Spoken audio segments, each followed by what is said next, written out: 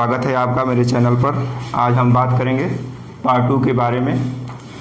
आशा करते हैं कि आप अच्छे होंगे। कल हमने बात किया था दूरी के बारे में, विस्थापन के बारे में। आज हम बात करेंगे चाल, वेग, औसत चाल और औसत वेग के बारे में। आइए देखते हैं क्या होता है, वेग क्या होता है, चाल क्या होता है। सबसे पहले बात करते हैं हम किसके बारे में, चाल के बारे में। चाल यानी स्पीड। अब स्पीड होता क्या है पहले ये समझना है हमको। स्पीड क्या होता है ये समझना है।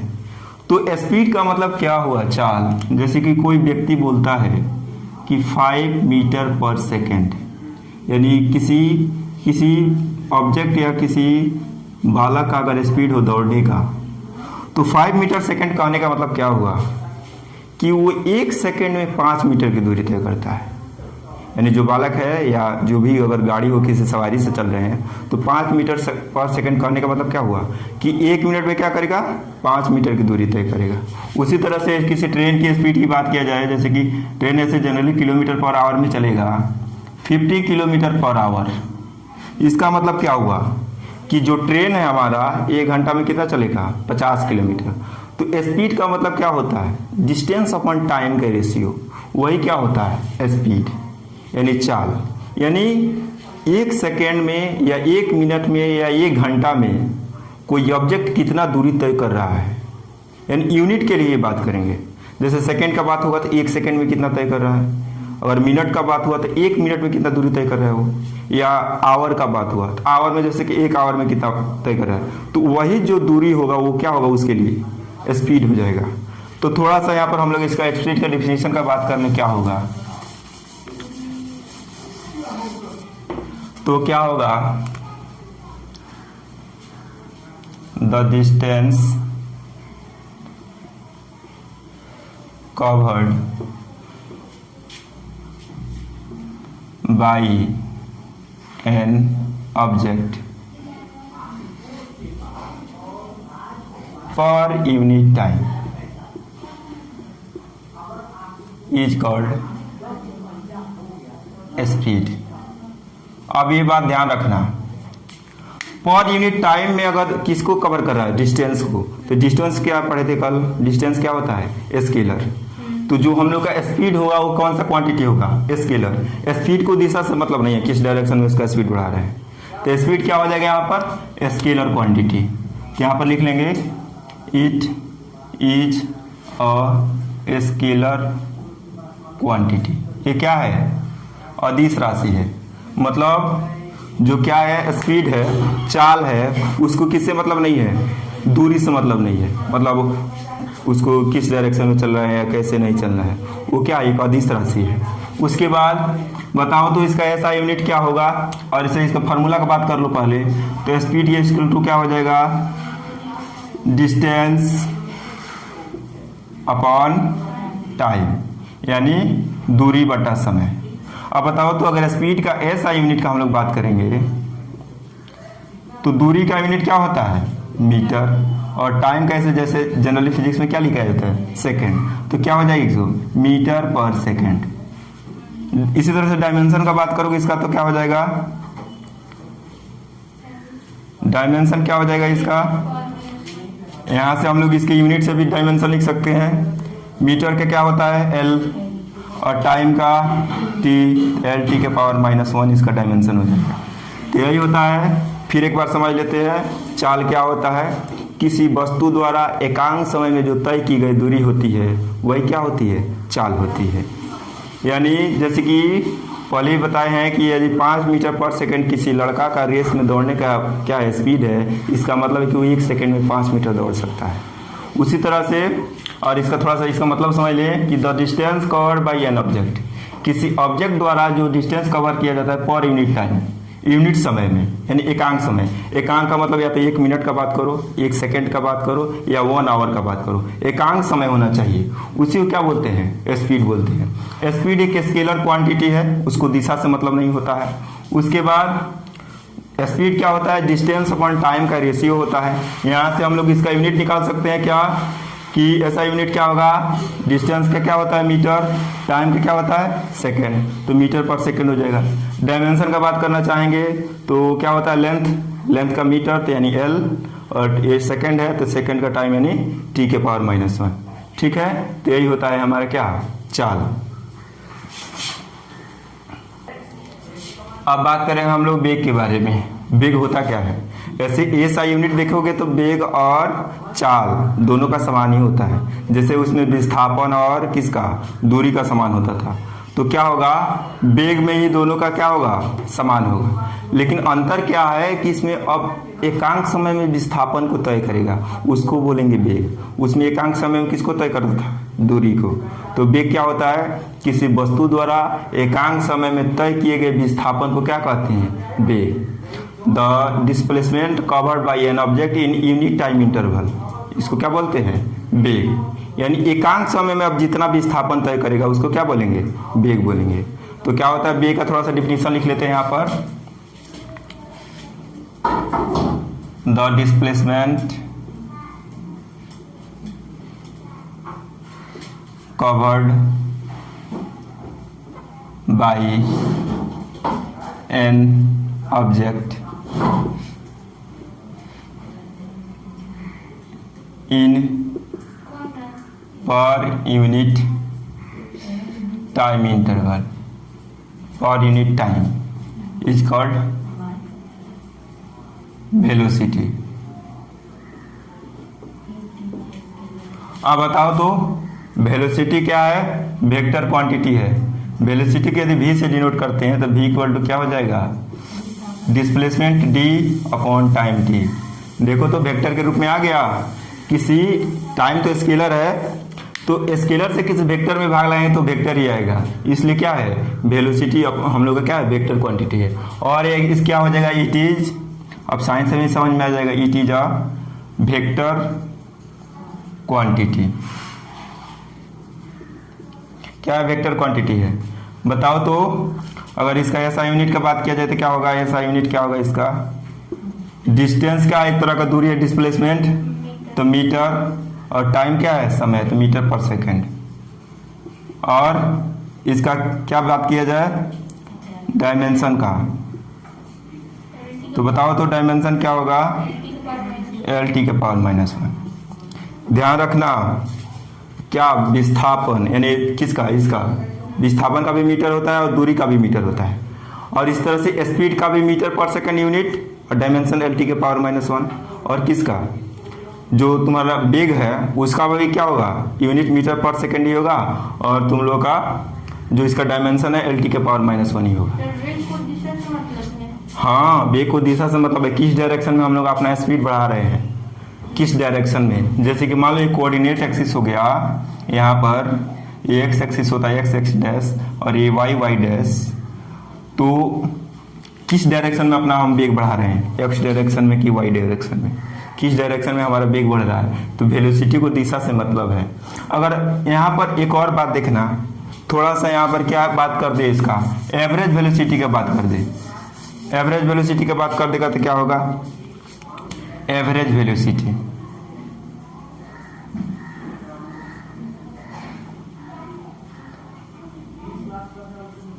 एवरेज वेलोसिटी को वी ए भी मानते हैं, वी एवरेज, तो क्या हो जाएगा delta x upon delta T. Delta x का मतलब विस्थापन में परिवर्तन और डेल्टा टी का मतलब किस में, समय में परिवर्तन। वही क्या हो जाएगा एवरेज वेलोसिटी हो जाएगा। यानी इसको ऐसे भी बोल सकते हैं कुल विस्थापन बटे कुल समय, और इसके ऊपर क्या लगा देंगे एरो का साइन लगा देंगे, तो क्या हो जाएगा एवरेज वेलोसिटी हो जाएगा। इसका भी सब चीज़ वही होगा, सेम होगा, मतलब इसका भी यूनिट वही होगा, क्योंकि तो क्या है दूरी है ना, एक तरह के क्या है समय है। अब थोड़ा सा ताक्षणिक वेग का बात करते। ताक्षणिक का मतलब क्या हुआ, तुरंत, मतलब तुरंत उसका वेग बढ़ जाए या वेग घट जाए, उसको बोलते हैं ताक्षणिक वेग। हिंदी इसका खतरनाक है, थोड़ा सा देख लेना। ताक्षणिक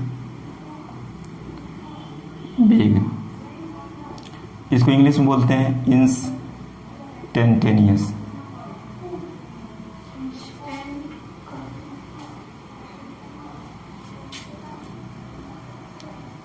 इंस्टेंटेनियस वेलोसिटी। अब ताक्षणिक वेग का बात किया, जैसे आया था ना वेग का फार्मूला ऐसे, v equal to delta x by delta t आया था। लिमिट का उस दिन चर्चा किए थे हम, इसमें लिमिट लगा देते हैं, limit delta t tends to 0। थोड़ा सा ही छोटा छोटा हो गया, बड़ा बड़ा लिखते हैं। भी इंस्टेंटेनियस, इंस्टेंटेनियस कैसे समझ लो तो क्या हो जाएगा, delta x by delta T. और जब इसमें लिमिट लगा देंगे तो ये और छोटा क्वांटिटी बन जाएगा, ये हो जाएगा D x by D T. यही होता है ताक्षणिक वेग। अब बात करते हैं हम लोग त्वरण के बारे में। त्वरण होता क्या है? तो त्वरण में बोलता है कि समय के सापेक्ष वेग में परिवर्तन के दर को क्या कहते हैं? त्वरण। मतलब मान लो कि ऐसे बोर्ड पर समझते हैं थोड़ा सा, उसके बाद डिफिनीशन लिखेंगे। मान लो कि कोई बालक है यहाँ पर, ये पोजीशन ये है, मान लो यहाँ पर बी है, यहाँ पर मान लो वेलोसिटी इसका है क्या 10 मीटर पर सेकेंड, और यहाँ पर इसका वेलोसिटी है क्या 20 मीटर पर सेकेंड। ठीक है, तो अगर बात किया जाए कि उसका त्वरण क्या होगा, तो त्वरण होगा इसके वेग में परिवर्तन अब बटे समय। और मान लो इसको कितना लगता है, इसका समय लगता है मान लो टाइम मान लो यहाँ पर इसका 10 सेकेंड ही लगता है। ठीक है, तो अगर त्वरण का बात किया जाएगा, एक्सेलरेशन का, तो क्या हो जाएगा वेग में परिवर्तन। तो बताओ चेंजिंग कितना है वेग में, 20 माइनस 10 है ना। उसके बाद समय कितना है 10, तो कितना हो जाएगा 20 में से 10 माइनस करेंगे 10, अब फिर 10 कट के 1। यूनिट का बात करेंगे तो देखो इसका कितना होता था, ऊपर वेग है ना, तो वेग का क्या होता है मीटर पर सेकेंड, और फिर टाइम नीचे है तो सेकेंड, तो कितना हो जाएगा 1 मीटर पर सेकेंड स्क्वायर। ये हो गया क्या त्वरण। तो कहने का मतलब क्या है कि वस्तु समय के सापेक्ष वस्तु के वेग में परिवर्तन की दर को क्या बोलते हैं, त्वरण। जैसे कि मान लो कि किसी पोजीशन पर उसका वेलोसिटी v1 है, किसी दूसरे पोजीशन पर वेलोसिटी क्या है उसका v2 है, तो क्या होगा उसका परिवर्तन v2 माइनस v1 होगा ना, second position minus first position, उसके बीच में कितना समय लगा रहा है मतलब v1 से v2 होने में, तो वही क्या हो जाएगा उसका उसमें से घटाएंगे। हाँ, कितना चेंजिंग हो रहा है। तभी तो 20 में से 10 माइनस किए हैं तो 10 आया है। तो थोड़ा सा इसका क्या डिफिनीशन का बात कर लेते हैं, क्या होगा डिफिनीशन लिखेंगे, the rate of change of velocity with respect to time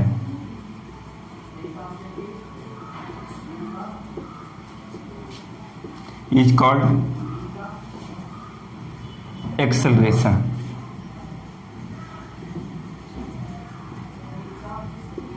ठीक है, बात कर लेते हैं।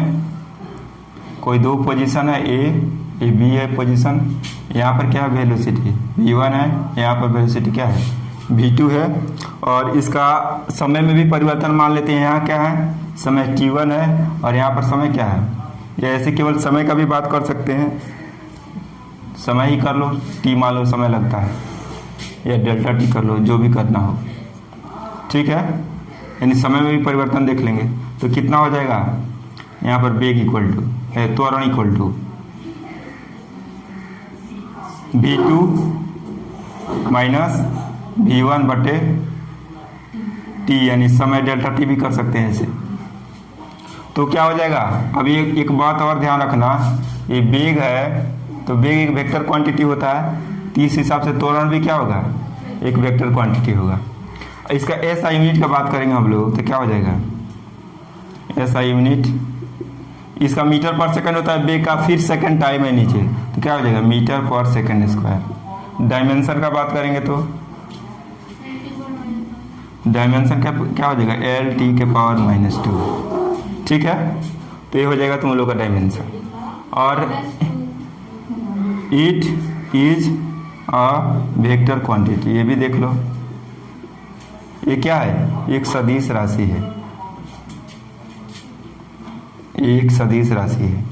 तो यही होता है वेग त्वरण क्या होता है कि समय के सापेक्ष वेग में परिवर्तन के दर को क्या कहते हैं? त्वरण कहते हैं। एक वेक्टर क्वांटिटी है और इसका ऐसा यूनिट क्या होता है? मीटर पर सेकंड स्क्वायर, डायमेंशन है T⁻⁻2 होता है। बस यही होता है त्वरण। किसी खास डायरेक्शन में हम लोग क्या करें? अपना स्पीड बढ़ा रहे हैं। त्वरण का मतलब यही हुआ। अब क्या देखते हैं हम लोग इसमें? थोड़ा सा हम लोग बात करेंगे। अब थोड़ा सा केवल समझना है, अब लिखना नहीं है। थोड़ा सा समझने की कोशिश करेंगे।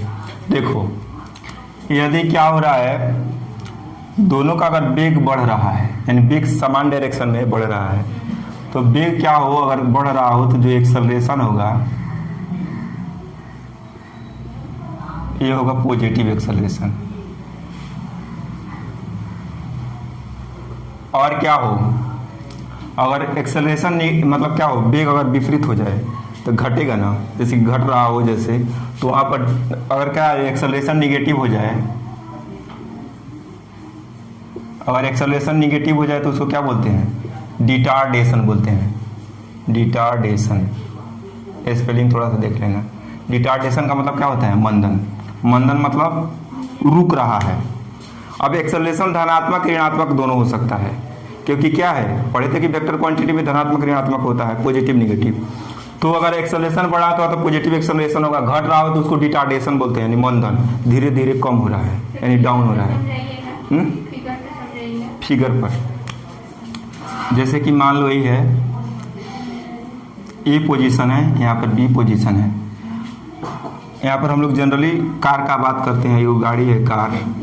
सुनो, कार की स्पीड है यहाँ पर मान लो 60 मीटर पर सेकंड, ठीक है।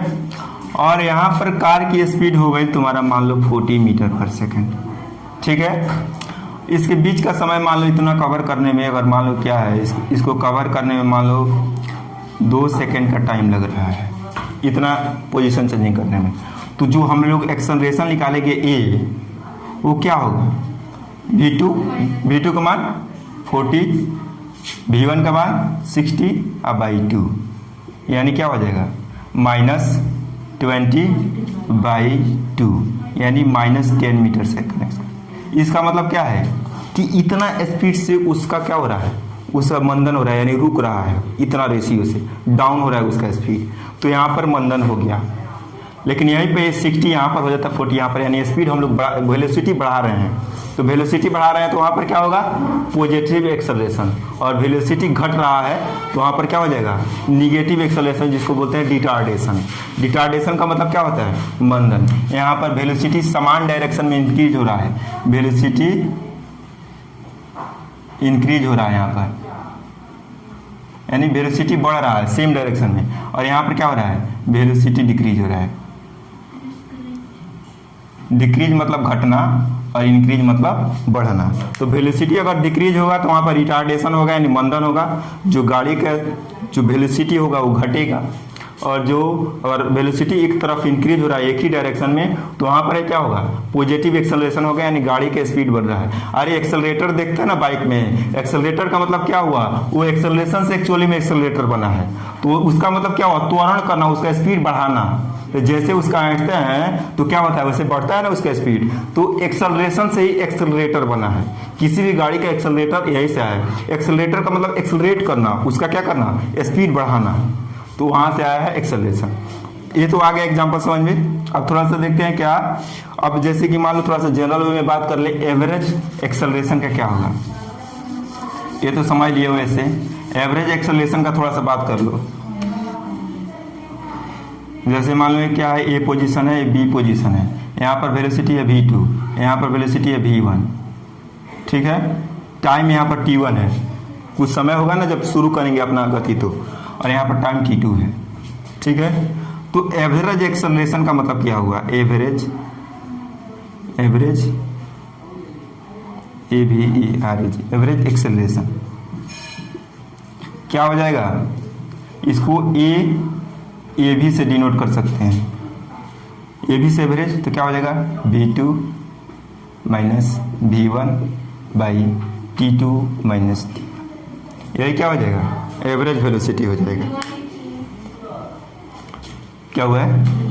सॉरी, यहाँ पर क्या हो जाएगा? v1 हो जाएगा। तो v2 minus v1 t2 minus t1, यही एवरेज वेलोसिटी हो जाएगा। और यहाँ पर टाइम कुछ t2 यहाँ पर आएगा, टाइम कुछ t1 यहाँ पर आएगा, तो हम लोग एवरेज एक्सेलरेशन क्या निकाल सकते हैं, एवरेज एक्सेलरेशन।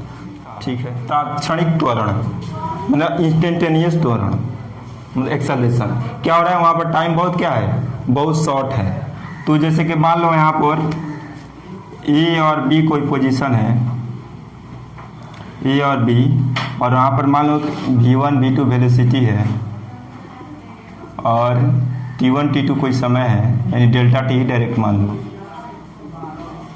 तो यहाँ पर हम लोग ताक्षणिक त्वरण का मान कर, सुनो, ताक्षणिक त्वरण का बात करेंगे तो वहाँ पर delta t tends to zero लेंगे, यानी टी में जो परिवर्तन लगभग जीरो के बराबर है, उस समय एक्सेलरेशन में कितना परिवर्तन हो रहा है।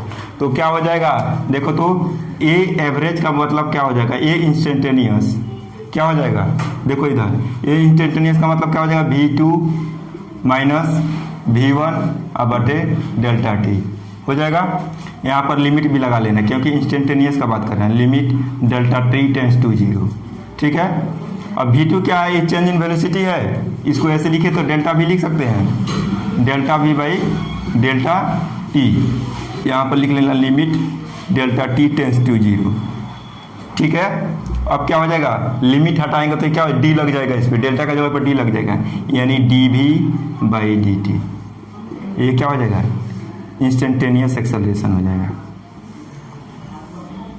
ठीक है, आप थोड़ा सा और बात कर लेते हैं, इसमें कुछ रिलेशन के बारे में बात कर लेते हैं जो फैक्ट्स होगा इसके लिए, ये बहुत आगे क्या कर देगा, क्वेश्चन में काम देगा बनाने के लिए। थोड़ा सा समझना ध्यान से, ये बात अभी नहीं समझे हो। पहला बात देखना है यहाँ पर, अभी इंस्टेंटेनियस के लिए ये बात करेगा, जैसे कि मान लो कि ये पोजीशन है, बी पोजीशन है, इसके बीच का जो डिस्प्लेसमेंट है क्या है, एक्स है। तो अगर इसको बात किया जाए तो अभी हम लोग क्या पढ़े हैं, हम लोग को आया है ना A equal to D we by D T, magnitude का बात कर रहे हैं, आया है ना। और पीछे देखे होगे तुम लोग तो वहाँ पर आया होगा v का मान आया होगा D x by D T, आया था ना, जहाँ हम लोग इंस्टेंटेनियस का बात किए थे। अब ए वाला मान उठा के हम लोग v की जगह पर रख देते हैं तो देखते हैं क्या आता है। तो ए इक्वल टू क्या हो जाएगा, d बाई डी टी, और v की जगह पे क्या रखते हैं, dx बाई डी टी। ठीक है, तो dx बाई डी टी कहाँ रख दिए, v के स्थान पर, इसमें 1 में रख दिए। अब देखो तो ये डबल डिफ्रेंसिएशन हो गया, एक बार तो डिफ्रेंशिएट हुआ है, एक बार और हो जाएगा। तो ए इक्वल टू आ जाएगा d2x थोड़ा सा नया है बाई डी टी स्क्वायर, ये हो जाएगा एक्सेलरेशन का फार्मूला। ठीक है।